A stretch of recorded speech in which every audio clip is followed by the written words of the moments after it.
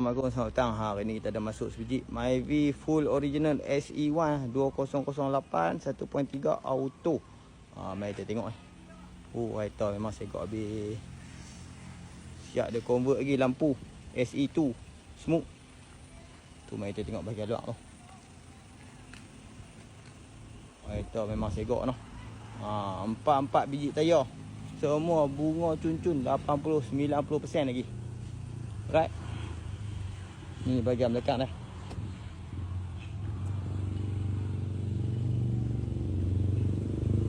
Mari tengok bahagian dalam pula noh.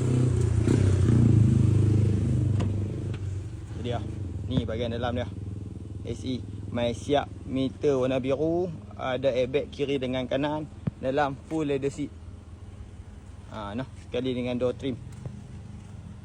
Tu kapet pun SE tu. Mari tengok bahagian belakang pula. Tu Segak lagi. Okay, so siapa-siapa yang berminat dengan Myvi SE1 ni, nampak beli Wasabi Azim. Nanti nak harga murah-murah saja,